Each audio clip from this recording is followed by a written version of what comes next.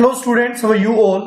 I am Anuddin. So student, if you are in class 10th and are preparing for term 1 CBSE 2021, तो ये video आपके लिए बहुत important होने वाली है, जिसमें हम लोग कवर करने वाले हैं 30 most important multiple choice question from chapter life processes. इससे पहले पार्ट 1 पार्ट 2 हम ऑलरेडी अपने चैनल पर अपलोड कर चुके हैं, जिसमें हम लोग क्वेश्चन नंबर 1 से क्वेश्चन नंबर 60 तक हम लोग कवर कर चुके हैं। आज इस वीडियो में हम लोग कवर करेंगे क्वेश्चन नंबर 61 से लेकर 90 तक। क्लियर बात है? तो स्टूडेंट, अगर आप लोग हमारे चैनल पर न्यू है तो जल्दी से चैनल को सब्सक्राइब कर दीजिएगा, साथ ही बेल आइकन प्रेस कर दीजिए, जिससे जैसे हम लोग वीडियो अपलोड करें वीडियो आप तक सबसे पहले पहुंचे। तो स्टूडेंट, आज का वीडियो स्टार्ट करते हैं विद क्वेश्चन नंबर 61। तो क्वेश्चन नंबर 61 में लिखा है the longest part of alimentary canal in human body is. अब ये एलिमेंट्री कैनाल बेटा क्या होता है? देखो बेटा, एलिमेंट्री कैनाल वो पाथवे होता है जिससे फूड हमारी बॉडी के अंदर कैरी होता है। तो फूड हमारी बॉडी के अंदर कैरी होना स्टार्ट होता है माउथ से। तो ये एलिमेंट्री कैनाल माउथ से स्टार्ट होती है, और जो अनडाइजेस्टेड फूड होता है वो हमारी बॉडी में एनस से क्या होता है, एक्सक्रीट होता है। तो एनस तक ये जाके कंप्लीट होती है। क्लियर बात है? तो बोला गया है कि इस एलिमेंट्री कैनाल के अंदर सबसे बड़ा पार्ट और वी कैन से सबसे लॉन्गेस्ट पार्ट कौन सा है? कहता है क्या स्मॉल इंटेस्टाइन है, क्या लार्ज इंटेस्टाइन है, क्या फूड पाइप है, या नन ऑफ दिस। देखो बेटा, हमारी बॉडी के अंदर जो सबसे लॉन्गेस्ट पार्ट होता है एलिमेंट्री कैनाल का, दैट इज स्मॉल इंटेस्टाइन, जिसकी लेंथ जो होती है वो near about 6 metre to 7 metre होती है। 6 metre to 7 metre, it is the longest part of the alimentary canal. Clear बात है? तो ये था हमारा question number 61। Now come to the question number 62। बात कर लेते हैं क्वेश्चन नंबर 62 के बारे में। क्वेश्चन नंबर 62 कहता है which body organ is responsible for the complete digestion of the carbohydrate, fat and proteins. First one option है स्टमक, सेकेंड है लार्ज इंटेस्टाइन, थर्ड वन है liver, and the fourth one is small intestine. तो देखो बेटा, यहां पर बोला गया है कि कंप्लीट डाइजेशन कहां होता है। क्लियर बात है ना? यहां पर कंप्लीट डाइजेशन कहां होता है? कार्बोहाइड्रेट का, फैट का एंड प्रोटीन का। देखो बेटा, ये जो कहानी चलती है ये चलती है हमारे माउथ से। फिर ये फूड पाइप होता है, ये फूड पाइप फूड को ले जाता है स्टमक में, ये माउथ होता है। माउथ के अंदर कभी भी कंप्लीट डाइजेशन नहीं होता, माउथ के अंदर होता है स्लाइटली डाइजेस्टेड फूड, मतलब एक पेस्ट में कन्वर्ट हो जाता है। ठीक है, ये हमारा फूड पाइप होता है, सभी एलिमेंट्री कैनाल के पार्ट है। इसके बाद स्टमक है, ये जो हमारा होता है ये वाला पार्ट, ये पार्ट, यहां से हमारी स्टार्ट होती है स्मॉल इंटेस्टाइन। इसके बाद जाके कहीं लार्ज इंटेस्टाइन बनती है, उसके बाद एनस। तो हमसे पूछा गया है कि कार्बोहाइड्रेट, फैट, प्रोटीन का सबसे ज्यादा डाइजेशन कहां होता है और we can say complete digestion कहां होता है। तो बेटा यहां पर एक लीफ लाइक स्ट्रक्चर होता है ऐसे, जिसको हम बोलते हैं पैनक्रियाज, और ये एक पैनक्रिएटिक जूस को सेक्रेट करता है। ये एक पैनक्रिएटिक जूस सेक्रेट करता है, और ये जूस एंट्री करता है कहां? स्मॉल इंटेस्टाइन में। प्रीवियस वीडियो में हमने इसके बारे में डिस्कस भी किया था। और ये pancreatic juice he carbohydrate, fat and protein को डाइजेस्ट करने का काम करता है, क्योंकि इसके अंदर 3 चीजें होती हैं। फर्स्ट वन पैनक्रिएटिक एमिलेज, जो कि कार्बोहाइड्रेट को डाइजेस्ट करता है। नेक्स्ट एंजाइम होता है ट्रिप्सिन, जो कि प्रोटीन को डाइजेस्ट करता है। और एक होता है लाइपेज, जो फैट को डाइजेस्ट करता है। तो ये कंप्लीट डाइजेशन होता है हमारा कहां पर? क्योंकि ये सब चीजें स्मॉल इंटेस्टाइन में एंट्री करती हैं, तो ये जो कंप्लीट डाइजेशन होता है कहां होता है बेटा? ये होता है स्मॉल इंटेस्टाइन के अंदर। क्लियर बात है? तो ये था question number 62। Now come to the question number 63। कहते the food coming from the stomach is. अब देखो बेटा, ये कहता है कि जो स्टमक है, मैं फिर से वहीं चलता हूं, माउथ, फूड पाइप, स्टमक। ये हमारा स्टमक है। कहता जो फूड स्टमक से फूड बाहर निकलेगा और स्मॉल इंटेस्टाइन में जाएगा, वो फूड कैसा होगा, वो फूड कैसा होगा। भाई यहाँ पे क्या होता है, HCl होता है, क्योंकि गैस्ट्रिक ग्लैंड HCl निकालता है और वो एसिड फूड के अंदर मिक्स हो जाता है, तो इसका मतलब फूड कैसा हो जाएगा, एसिडिक हो जाएगा। एल्कलाइन होने का कोई मतलब नहीं होता, न्यूट्रल होता है, न्यूट्रल का कोई मतलब नहीं होता, तो एसिडिक होगा क्योंकि HCl उसे एसिडिक बना देगा। क्लियर बात है। तो it was the question number 63। Now come to the question number 64। Clear है। तो स्टूडेंट लाइक शेयर करते रहिएगा, जिससे आप लोगों के फ्रेंड्स भी जो हैं वो बेनिफिट उठा सकें। नेक्स्ट क्वेश्चन है हमारे पास क्वेश्चन नंबर 64। तो क्वेश्चन नंबर 64 के बारे में बात करते हैं। लिखा है the inner lining of the dash has numerous finger like projections called villi which increase the surface area for the absorption। कहता small intestine, large intestine, stomach, pancreas. देखो जब इसने कहा था ना एब्जॉर्प्शन वर्ड यूज किया था, मैं तभी इसका आंसर समझ गया था क्या होगा, क्योंकि जो हमारी बॉडी के अंदर साइट ऑफ एब्जॉर्प्शन होती है वो हम ऑलरेडी जानते हैं कि वो स्मॉल इंटेस्टाइन होती है। एक बात और, ये जो स्मॉल इंटेस्टाइन आप लोग देखते हो ना बेटा, इसके अंदर कुछ हेयर लाइक स्ट्रक्चर्स होते हैं जो फूड को एब्जॉर्ब करने का काम करते हैं, जो फूड को और वीगन से फूड से एनर्जी को एब्जॉर्ब करने का काम करते हैं। इनको बोलते हैं विलीज। इनको क्या बोलते हैं भाई, इनको बोलते हैं विलीज। और ये जो विलीज है यही करती है एब्जॉर्प्शन। यही क्या करती है, ऐसा आएगा यहां भी, यही एब्जॉर्प्शन का काम करती है। क्लियर बात है। तो आंसर हो जाएगा हमारा स्मॉल इंटेस्टाइन। वैसे भी आपसे कोई पूछ ले कि साइट ऑफ एब्जॉर्प्शन क्या है, then answer will always be small intestine. It was the question number 64। Now come to the question number 65। कहता tooth decay will not be prevented by. कुछ ऑप्शंस दिए हैं, बोला गया कि टूथ जो डिके हो जाते हैं, जो खराब हो जाते हैं दांत, वो किस तरीके से प्रिवेंट नहीं किए जा सकते हैं। Reverse question. कहता रेगुलर ब्रशिंग, क्या रेगुलर ब्रश करने से प्रिवेंट किए जा सकते हैं? यस किए जा सकते हैं, लेकिन वो नॉट प्रिवेंटेड बोल रहा है, तो ये ऑप्शन नहीं हो सकता। रेगुलर फ्लोसिंग, फ्लोसिंग होता है थ्रेड के थ्रू टीथ को क्लीन किया जाता है, जिसको बोलते हैं फ्लोस। तो ये भी नो डाउट क्लीनिंग का एक पर्पस है, तो क्लीनिंग का एक वे है, तो ये तो आंसर नहीं हो सकता क्योंकि इससे प्रिवेंट किया जा सकता है। Regular visit to the dentist, अगर आप रेगुलरली विजिट करते हैं डेंटिस्ट को, तो नो डाउट वो भी एक प्रिवेंटिंग मेजर है। लास्ट वन कहता है increasing the consumption of the sucrose. अगर आप कंजम्पशन करते हैं सुक्रोज की बहुत ज्यादा, एक तरह का शुगर ही है, नो डाउट, कोई दिक्कत नहीं है, शुगर भी कह सकते हैं आप लोग, तो आप लोगों के दांत खराब हो जाते हैं ना। आप लोग देखते भी होंगे बच्चों को बोला जाता है चीनी मत खाइए नहीं तो आपके दांत खराब हो जाएंगे। तो क्यों होते हैं? क्योंकि शुगर के साथ क्या होते हैं, जो एसिड फॉर्मिंग बैक्टीरिया होते हैं, एसिड फॉर्मिंग जो बैक्टीरिया होते हैं वो बैक्टीरिया एक्टिवेट हो जाते हैं और एसिड फॉर्म करने लगते हैं। क्या करने लगते हैं? एसिड फॉर्म करने लगते हैं। और ये एसिड क्या करता है, यही रीजन बनता है टूथ डिके का। तो मतलब सुक्रोज अगर कोई पर्सन कंज्यूम करता है तो उस कंडीशन में तो टूथ डिके होगा। क्लियर बात है ना, तो प्रिवेंट नहीं करेगा, तो यही आपका आंसर होगा डी पार्ट। क्लियर है। तो it was the question number 65। Now come to the question number 66। Question number 66 कहता है in the given activity the lime water of which test tube will get milky faster.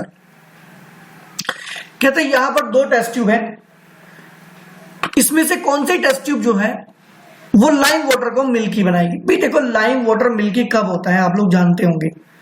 Lime water में अगर कोई carbon dioxide gas provide करे, मतलब पास करे, तो उस कंडीशन में ये मिल्की हो जाता है। ये कैसा हो जाता है? ये मिल्की हो जाता है। तो बोल रहा है कि टेस्ट ट्यूब ए पहले मिल्की होगी या फिर बी। देखो बेटा ए में इसने लगाई है पिचकारी, और इस पिचकारी के अंदर क्या है? इसके अंदर है एयर। इसके अंदर क्या है बेटा? एयर। और यहां से आप लोग जानते हैं कि हमारे माउथ से जो गैस निकलती है वो गैस निकलती है CO2। मतलब माउथ से जो गैस निकलेगी वो CO2 सीधी जाकर क्या होगी, इस टेस्ट ट्यूब के अंदर एंट्री करेगी। CO2 डायरेक्टली डिसॉल्व होगी और इसको मिल्की बना देगी। लेकिन क्या है कि जो टेस्ट ट्यूब फर्स्ट है आपकी, उसमें एयर है, और एयर क्या होता है बेटा, इसमें O2 भी होती है, इसमें CO2 भी होती है, इसमें CO भी होती है, इसमें SO2 भी होती है। मतलब ये मिक्सचर जाएगा इसके अंदर, डायरेक्ट CO2 नहीं जाएगी। मतलब CO2 की यहां पर जो कंसंट्रेशन होगी as compare to this one कम होगी, मतलब यहां से CO2 क्या होगी, इसमें कम पास होगी। इसका मतलब B जो है वो पहले मिल्की होगी एज कंपेयर टू A। तो यहां पर लिख के टेस्ट ट्यूब ऑप्शन होना चाहिए था, यहां पर टेस्ट ट्यूब A हम बना देते हैं, test tube B, both test tube will the same time. तो यहां पर test tube B will be the correct answer. Clear बात है student? It was the question number 66। Now come to the question number 67। कहता which gas turn the lime water milky. अभी अभी discuss किया हमने, लाइम वाटर को milky कौन करता है भाई? अभी डिस्कस किया है CO2, that is the carbon dioxide will be the correct answer. Clear बात है? तो student it was the question number 67। Now come to the question number 68। This process of breakdown of glucose a 6 carbon molecule into 3 carbon molecule pyruvate takes place in। देखो बेटा, जो respiration का process होता है उसमें एक्चुअल में क्या होता है, ये जो हमारे पास ग्लूकोज होता है, ये ग्लूकोज साइटोप्लाज्म के अंदर पायरुवेट में कन्वर्ट होता है। ये एक एसिड होता है पायरुविक, ये पायरुवेट में कन्वर्ट होता है। ये 6 कार्बन मॉलिक्यूल होता है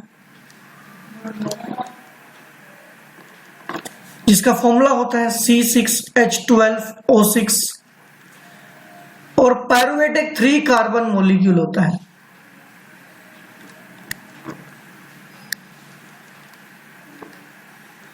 अगर फॉर्मूले की बात करें तो C3O4, C3H4O3, C3H4O3। तो आपसे पूछा गया कि ग्लूकोज का जो कन्वर्जन होता है इस पायरुवेट में वो किस चीज के अंदर होता है?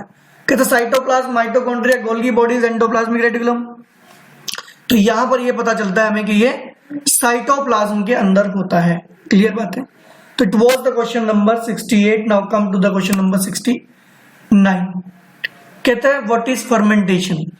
What is fermentation? पहला ऑप्शन देता है the process of breakdown of glucose a 6 carbon molecule into 3 carbon molecule pyruvate. Next one कहता है the breakdown of organic substance by organism to release energy in the absence of oxygen. Next the breakdown of organic substance by organism to release energy in the presence of oxygen. और last one है none of these. देखो बेटा, ये जो पहला option है हमारे पास the process of breakdown of glucose 6 carbon to 3 carbon molecule, मतलब जो अभी हमने डिस्कस किया, इस प्रोसेस का नाम फर्मेंटेशन नहीं होता है, इसका नाम होता है ग्लाइकोलाइसिस। तो ये तो ऑप्शन नहीं है क्योंकि इसका नाम तो ग्लाइकोलाइसिस होता है। नेक्स्ट वन कहता है the breakdown of organic substance by organism to release energy in the absence of oxygen. In the absence of oxygen, ये बिल्कुल सही बात लिखी है। क्लियर बात है? जो फर्मेंटेशन होता है वो एक एनारोबिक रेस्पिरेशन होता है। फर्मेंटेशन जो होता है बेटा, ये फर्मेंटेशन एक एनारोबिक रेस्पिरेशन होता है जो कहां पर प्लेस होता है? In the absence of, in the absence of O2। तो इसका मतलब लास्ट वन भी ये भी हमारा आंसर नहीं हो सकता था क्योंकि ये इन द प्रेजेंस कह रहा था ऑक्सीजन की, तो इन the absence of O2। Clear बात है? तो ये बात ध्यान रखना कि फर्मेंटेशन जो होता है वो एक एनारोबिक रेस्पिरेशन होता है, in the absence of O2 होता है। और कहां पर टेक्स प्लेस होता है? ईस्ट में। ईस्ट में टेक प्लेस होता है। बनता क्या है इसमें? CO2 प्लस एल्कोहल आउटपुट होता है इसका। तो याद रखना पूरा, क्योंकि और भी क्वेश्चन इस पर बेस आपसे पूछे जा सकते हैं। क्लियर बात है भी? तो ये हम लोग के पास आंसर हो जाएगा बी पार्ट। ना It was the question number 69. Now come to the question number 70. Question number 70 कहता है breakdown of pyruvate using oxygen takes place in, कहता है cytoplasm, mitochondria, Golgi bodies, endoplasmic reticulum. तो इसके लिए आप लोग एक चीज याद रखना भाई कि जो ये पायरुवेट ब्रेकडाउन होता है, एक तो होता है बेटा ये प्रेजेंस ऑफ O2 में, और एक होता है एब्सेंस ऑफ O2 में। एक होता है प्रेजेंस ऑफ O2 में और एक होता है एब्सेंस ऑफ O2 में। अगर ये प्रेजेंस की बात करता है तो सीधा सीधा इसका आंसर हो जाता है माइटोकॉन्ड्रिया, फिर ये माइटोकॉन्ड्रिया में होगा। लेकिन अगर एब्सेंस की बात करता है तो फिर यहां दो बातें अलग से होती हैं। पहला, क्या ये ईस्ट में होता है, फिर इसका आंसर आएगा साइटोप्लाज्म। और अगर ये कहता है कि ये मसल सेल में होता है तो फिर इसका आंसर आएगा माइटोकॉन्ड्रिया।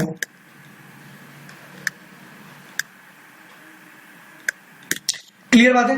तो ये हम लोग के पास था क्वेश्चन नंबर 70। तो इसका आंसर भी हम लोग को पता चल गया होगा भाई, आंसर तो बताया नहीं हम लोगों ने। आंसर बैठेगा इसका, हमें बोला गया था यूजिंग ऑक्सीजन, तो presence of oxygen that is it will be mitochondria. Clear बात है? तो it was the question number 70। Now come to the question number 71। कहता है what causes the cramps in our muscle during sudden activity. बेटा जब भी हम लोग कोई एक्सरसाइज करते हैं ना, जब भी हम लोग कोई एक्सरसाइज करते हैं तो वहां पे क्या होता है कि लैक ऑफ ऑक्सीजन हो जाता है, जिसकी वजह से हमारे जो मसल्स होते हैं वहां पे एनारोबिक रेस्पिरेशन होने लगता है।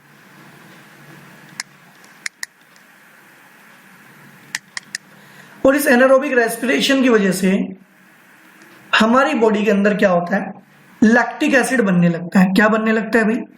Lactic acid. और इसी लैक्टिक एसिड की वजह से हमारी बॉडी के अंदर क्रैम्प्स आते हैं। क्लियर बात है? तो फर्स्ट वन ऑप्शन है the pyruvate gets converted into lactic acid and release energy. तो ये तो करेक्ट ही हो गया, ये पहला ऑप्शन ही हमारा करेक्ट हो गया। क्लियर बात है ना? तो ये था हमारा question number 71। Now come to the question number 72। कह रहा pyruvate is 3 carbon molecule, 4 carbon molecule, 5 carbon molecule, 6 carbon molecule. अब भी डिस्कस किया था भाई, 3 कार्बन मॉलिक्यूल होता है पायरुवेट, जिसका फॉर्मूला भी बताया था आपको C3H4O3। तो 3 कार्बन मॉलिक्यूल होता है पायरुवेट। तो it was the question number 72। Now come to the question number 73। कहता है during the process of respiration in plants the direction of diffusion of oxygen and carbon dioxide depends on. Clear बात है? कहता है respiration में, जो plant में respiration होता है उसमें जो डायरेक्शन होती है डिफ्यूजन की ऑक्सीजन एंड कार्बन डाइऑक्साइड की, वो किस चीज के ऊपर डिपेंड करती है? क्या वो एनवायरमेंटल कंडीशन के ऊपर डिपेंड करती है? क्या वो रिक्वायरमेंट ऑफ द प्लांट के ऊपर डिपेंड करती है? बोथ ए एंड बी और नन ऑफ दीज। तो बेटा जब रेस्पिरेशन करते हैं ना प्लांट, तो वहां 2-3 बातें होती हैं। देखो क्या, अगर वो रेस्पिरेशन करता है डे टाइम में तो वहां दोनों प्रोसेस होते हैं, रेस्पिरेशन भी और फोटोसिंथेसिस। और अगर ये रेस्पिरेशन करता है नाइट में तो केवल रेस्पिरेशन प्रोसेस होता है। इसका मतलब कहीं ना कहीं ऑक्सीजन एंड कार्बन डाइऑक्साइड का जो डिफ्यूजन है उसको एनवायरमेंटल कंडीशन कहीं ना कहीं अफेक्ट करती है। अगर हम लोग बात करें रिक्वायरमेंट ऑफ द प्लांट, बिल्कुल सही बात है, रिक्वायरमेंट को भी क्या करती हैं ये कंप्लीट, रिक्वायरमेंट को भी फॉलो करती हैं। क्लियर बात है? तो हम लोग का आंसर यहां से हो जाएगा भी बोथ ए एंड बी, क्योंकि यहां पे रिक्वायरमेंट भी करती है बातें और एनवायरमेंटल कंडीशन भी अफेक्ट करती हैं। क्लियर बात है? तो it was the question number 73। Now come to the question number 74। किधर the rate of breathing in aquatic organism is much faster than seen in terrestrial organism because. Option में लिखा है the amount of dissolve oxygen in water is fairly high as compare to amount of oxygen in air. बेटा एक बात बताओ, breathing rate बोल रहा है ये एक्वेटिक ऑर्गेनिज्म का ज्यादा होता है। ठीक है भाई, एक्वेटिक ऑर्गेनिज्म का ब्रीथिंग रेट ज्यादा होता है। ऊपर से ये कह रहा है कि पानी के अंदर ऑक्सीजन बहुत ज्यादा होती है। अरे भाई ज्यादा होती है तो इतनी जल्दी जल्दी रेस्पिरेशन दैट इज ब्रीथिंग करने की जरूरत क्या पड़ती? तो ये तो ऑप्शन बिल्कुल गलत है, इसमें कोई चांसेस नहीं आने के। The amount of dissolve oxygen in water is fairly low as compare to amount of oxygen in air. ये बिल्कुल सही बात लिखी है अभी।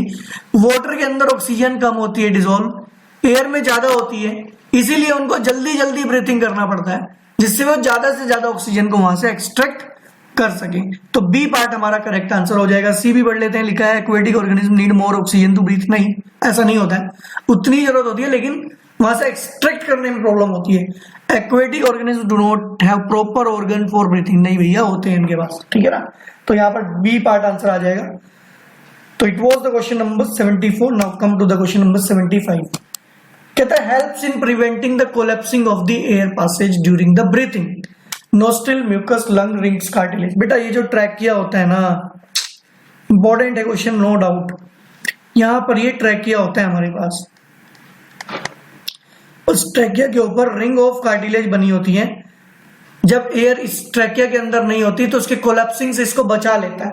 तो आंसर आएगा रिंग्स ऑफ कार्टिलेज। क्लियर बात है ना, फ्लेक्सिबल बोन होती है एक तरह की। नेक्स्ट वन बात कर लेते हैं क्वेश्चन नंबर 76 की। तो कहते हैं the respiratory route of the air in the respiratory tract of human is. देखो बेटा, सबसे पहले जो रेस्पिरेशन स्टार्ट होता है, हम नोज से जो एयर एंट्री कराते हैं, तो सबसे पहले पहुंचता है वो नोस्ट्रिल के पास। जो हमारी नोज के अंदर हेयर्स होते हैं इनको बोलते हैं नोस्ट्रिल। तो ऑब्वियस सी बात है कि नोस्ट्रिल पे सबसे पहले पहुंचेगा। अब यहां बच्चों को कंफ्यूजन होता है कि फेरिनेक्स पहले आता है या लैरिनेक्स। क्लियर बात है ना, वहां बच्चे कंफ्यूज होते हैं, सब फेरिनेक्स पहले आएगा लैरिनेक्स। तो बेटा पहले आएगा लैरिनेक्स, सॉरी पहले आएगा फेरिनेक्स। याद करने का तरीका बताएंगे। फिर आएगा लैरिनेक्स, फिर आएगा लैरिनेक्स, इसके बाद आएगा ट्रैकिया, और इसके बाद आएगा जाकर एल्वियोली। सबसे लास्ट पार्ट होता है। क्लियर बात है। अब देखो कंफ्यूजन हमेशा कहां होता है, फेरिनेक्स और लैरिनेक्स को लेकर। तो बेटा अल्फाबेट के अकॉर्डिंग अगर आप देखो तो पी आता है बाद में, एल आता है पहले, लेकिन यहां उल्टा होता है, यहां पी पहले आता है, एल बाद में आता है। तो ऑप्शन होगा आपका nostril, pharynx, larynx, trachea and alveoli. That is the A part will be the correct answer. तो it was the question number 76। Now come to the question number 77। कहता है normal range of haemoglobin content in human being is. कहता है human being के अंदर जो normal range होती है वो क्या होती है। देखो बेटा, जो नॉर्मल रेंज होती है ह्यूमन बीइंग के अंदर, जो मैन होते हैं, मैन के अंदर होती है बेटा 13.5 टू 17.5। ये आपको याद रखना पड़ेगा, ठीक है ना, ग्राम पर डेसीलीटर। अगर हम लोग बात करें वुमेन की, तो वुमेन में थोड़ा चेंज होता है, ठीक है ना। ये 12 से चलती हैं और 15.5 तक होती हैं ग्राम पर डेसीलीटर। तो यहां से हमें अपना आंसर मिल जाएगा, दैट इज हमारा आंसर हो जाएगा बी पार्ट। क्लियर बात है, और इंपॉर्टेंट क्वेश्चन है, नो डाउट, बहुत बार पूछा जाता है हीमोग्लोबिन की रेंज को लेकर। तो it was the question number 77। Now come to the question number 78। कहता what type of tissue is blood. Blood किस टाइप का टिश्यू है। कहता मस्कुलर टिश्यू है, नर्वस टिश्यू है, फ्लूइड कनेक्टिव टिश्यू है, या फिर एपिथेलियल टिश्यू है। तो ये आपने क्लास 9th में ही पढ़ा होगा कि फ्लूइड कनेक्टिव टिश्यू होता है ब्लड। क्लियर बात है, तो सी पार्ट आंसर हो जाएगा। तो it was the question number 78। Now come to the question number 79। कहता blood consist of fluid medium called dash in which cells are suspended. कहता प्लाज्मा, आरबीसीज, प्लेटलेट, या फिर डब्ल्यूबीसीज। देखो बेटा, एक्चुअल में ये जो प्लाज्मा है, ये एक इंट्रासेलुलर फ्लूइड मैट्रिक्स होती है, और इसी के अंदर क्या होते हैं आपके आरबीसीज, डब्ल्यूबीसीज, प्लेटलेट्स, ये सब इसके अंदर क्या होते हैं, सस्पेंडेड रहते हैं। तो हमारा आंसर हो जाएगा plasma. It was the question number 79। Now come to the question number 80। Oxygen is carried by the dash cells. देखो बेटा, ऑक्सीजन कौन कैरी करता है, व्हाइट ब्लड सेल नहीं, ये तो फाइट करते हैं against the disease. Red blood sales, बिल्कुल सही बात है। आरबीसीज कैरी करते हैं क्योंकि आरबीसीज के पास क्या होता है भाई, आरबीसी के पास होता है हीमोग्लोबिन, और इसी हीमोग्लोबिन के साथ बाइंड होकर ऑक्सीजन क्या होती है, कैरी होती है। तो आंसर हो जाएगा रेड ब्लड सेल्स। तो it was the question number 80। Now come to the question number 81। क्वेश्चन नंबर 81 कहता है the function of walls present in the auricles and the ventricles. देखो बेटा, जो फंक्शंस होता है वॉल्स का वो क्या होता है, कहता है it ensure that the blood flows only in the one direction, helps in coagulation, destroy the worn out blood cells, measure the pressure of the body fluid. कहता है क्या ये इंश्योर करता है कि ब्लड जो है वो एक ही डायरेक्शन में फ्लो होगा। सेकेंडली कहता है क्या ये ब्लड को जमाने में काम करता है, कोगुलेशन करने में करता है। थर्ड वन कहता है जो worn आउट, जो खराब सेल्स हो जाते हैं क्या उनको worn आउट करता है। कहता है measure the pressure of the blood body fluid, या बॉडी फ्लूइड का जो प्रेशर है वो मेजर करता है। देखो बेटा, जो वॉल्स लगी होती है ना ऑरिकल्स एंड वेंट्रिकल्स में, हमारा जो हार्ट होता है वो 4 पार्ट में डिवाइडेड रहता है, आप जानते होंगे। तो यहाँ पे वॉल्स लगी होती है V1 एंड V2। एक्चुअल में ये क्या करती है, ये ब्लड को बैकवर्ड फ्लो नहीं होने देती, मतलब ब्लड जो है वो सीधा फॉरवर्ड फ्लो हो, ये इस बात को इंश्योर नहीं देती है। तो ये कहते हैं it ensure that the blood flow only in the one direction, it will be the correct answer. तो बात कर लेते हैं अभी क्वेश्चन नंबर 82 के बारे में। क्वेश्चन नंबर 82 कहता है the when which brings clean blood from the lungs into the heart is known as। अब फिर से वही चलते हैं हम लोग भाई, ये हमारा हार्ट है, ये हमारा लंग्स होता है। अब लंग्स से भाई कैसा ब्लड आ रहा होगा, नो डाउट लंग्स से प्योर ब्लड आया होगा, जब भी तो हार्ट में जाएगा, प्योर ब्लड आता है। और प्योर ब्लड को कैरी कौन करता है, अगर हम बात करें इस साइड की तो प्योर ब्लड को कैरी करेगा पुल्मोनरी वेन।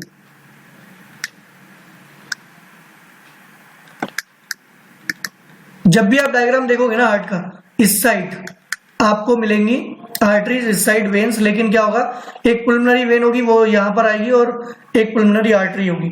जो पुल्मोनरी वेन होती है बेटा, पुल्मोनरी वेन होती है, एक्चुअल में तो जितनी भी वेन होती है हमारे पास वो सब इम्प्योर ब्लड फ्लो करती हैं, बट एक सिंगल वन वेन होती है जो प्योर ब्लड फ्लो कराती है, जिसका नाम होता है पुल्मोनरी वेन, जिसका काम होता है लंग्स से हार्ट पर लेकर आना।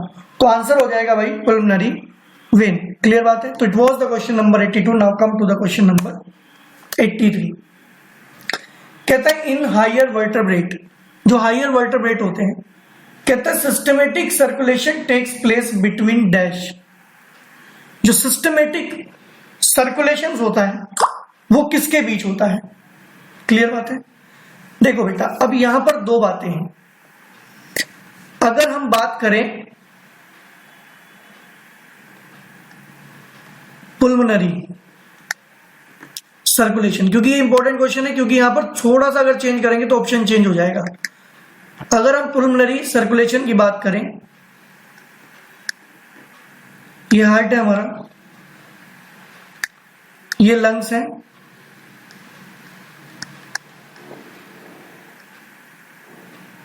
और ये हमारी बॉडी है। देखो भाई, यहां से लेकर यहां तक जो सर्कुलेशन चलेगा, हार्ट एंड लंग्स के बीच में जो सर्कुलेशन चलेगा वो होता है पुल्मोनरी सर्कुलेशन। कैसा होता है बेटा, पुल्मोनरी सर्कुलेशन। और जो हार्ट एंड बॉडी के बीच में चलेगा वो होगा सिस्टमेटिक, वो होगा सिस्टमेटिक सर्कुलेशन। मतलब अगर यहां पर ये सिस्टमेटिक के प्लेस पर पुल्मोनरी वर्ड यूज कर लेगा तो इसका आंसर चेंज हो जाएगा। कहता है बॉडी पार्ट्स एंड लंग्स नहीं, बॉडी पार्ट्स एंड हार्ट नहीं, बॉडी पार्ट्स एंड हार्ट नहीं, लंग्स एंड हार्ट, अरे ये तो कोई भी नहीं है। नहीं भाई, body parts and heart option नहीं है क्या, ये रहा सी पार्ट मिल गया, hearts and the body parts. तो it was the question number 83। Now come to the question number 84। Question number 84 कहता है the upper two chamber of the heart are called. भाई अपर टू चैम्बर्स को हम लोग बोलते हैं auricles and lower two chambers को हम लोग बोलते हैं वेंट्रिकल्स। तो हमारा आंसर हो जाएगा यहां से बी पार्ट। कहता है contraction of auricles of the heart is called. देखा बेटा, कॉन्ट्रैक्शन बोलते हैं सिस्टोल को, और रिलैक्सेशन होगा तो इसका आंसर हो जाएगा डायस्टोल। और जो हार्ट बीट होता है ये one complete systole and diastole को मिलाकर बोलते हैं। क्लियर बात है। हाइपरटेंशन ये बीपी से रिलेटेड वर्ड है, तो ये हमारा आंसर हो जाएगा सिस्टोल। अगर आपका कॉन्ट्रैक्शन करेगा तो सिस्टोल होगा, और रिलैक्सेशन करेगा तो डायस्टोल होगा। नेक्स्ट वन बात कर लेते हैं क्वेश्चन नंबर 86 के बारे में। लिखा which instrument is used to measure the blood pressure. Thermometer use कर देंगे क्या? नहीं, थर्मोमीटर तो फीवर यूज को मेजर करने में यूज करते हैं, टेम्परेचर के लिए। कहता है इलेक्ट्रोकार्डियोग्राफ। इलेक्ट्रोकार्डियोग्राफ एक्चुअल में हार्ट से रिलेटेड एक इंस्ट्रूमेंट है। पल्स रिकॉर्डर तो पल्स रिकॉर्ड करेगा ना, तो फिर क्या आंसर होगा भाई? तो आंसर होगा sphygmomanometer. Sphygmomanometer will be the correct answer. तो हमारा आंसर हो जाएगा भाई डी पार्ट। क्लियर है। तो it was the question number 86। Now come to the question number 87। लिखा है एम्फीबियंस और many reptiles have dash heart. कितने चैम्बर? तो भाई जितने भी आपके पास एम्फीबियंस होते हैं वो सभी एम्फीबियंस क्या करते हैं भाई? 2 चैम्बर हार्ट रखते हैं। लर्न करना पड़ेगा, नो डाउट। तो it was the question number 87। Now come to the question number 88। कहते cells formed in the bone marrow are. तो बेटा ये याद रखना पड़ेगा आपको कि जो बोन मैरो होता है उसके अंदर आरबीसी होते हैं, डब्ल्यूबीसी होते हैं और प्लेटलेट होती हैं। WBC, RBC and platelets. तो हमारा आंसर हो जाएगा भाई यहां से डी पार्ट, क्योंकि प्लेटलेट एंड ब्लड सेल्स लिखा है। ब्लड सेल्स का मतलब ही डब्ल्यूबीसी एंड आरबीसी होगा। तो बात कर लेते हैं क्वेश्चन नंबर 89 के बारे में। कहते थे normal rate of the heart beat in adult is dash per minute. तो ऑब्वियस सी बात है, सब लोग जानते होंगे 72 टाइम्स जो है वो नॉर्मल हार्ट जो है वो बीट करता है। तो ये था question number 89। Now come to the question number 90। कहता arteries are the vessels which carry blood from the dash to dash. देखो जो आर्टरीज होती हैं वो ब्लड को कहां से कहां कैरी करते हैं। मैं फिर से आपको डायग्राम बना के दिखाता हूं। देखो बेटा, यहां होता है लंग्स, यहां होता है हार्ट, और यहां होती है बॉडी। तो आर्टरी यहां से यहां लेके आती हूं, लंग्स यहां से यहां लेके आती है पुल्मोनरी वेन। ठीक है भाई, कोई डाउट नहीं है। और फिर यहां से यहां लेके जाती हैं वेन, और ये लेके जाता है पुल्मोनरी आर्टरी। तो समझ में आता है कि आर्टरी जो कैरी करती हैं वो कैरी करती है बेटा हार्ट टू बॉडी ऑर्गन। तो लिखा है हमारे पास ऑप्शन होगा बेटा various body parts to the heart. गलत है, heart to the various organs of the body. तो ये हमारे पास डी पार्ट करेक्ट आंसर होगा। क्लियर बात है। तो स्टूडेंट आज की वीडियो में हम लोग क्वेश्चन नंबर 90 तक कवर करेंगे। अगर आप लोगों को वीडियो अच्छा लगा तो वीडियो को लाइक करना और शेयर करना बिल्कुल ना भूलें। और अगर आप लोगों ने अभी तक हमारे चैनल को सब्सक्राइब नहीं किया है तो जल्दी से चैनल को सब्सक्राइब भी कर दीजिएगा, जिससे जैसे ही हम लोग वीडियो अपलोड करें वीडियो आप तक सबसे पहले पहुंचे। क्लियर बात है। तो now student, thanks for watching. मिलते हैं नेक्स्ट वन वीडियो में।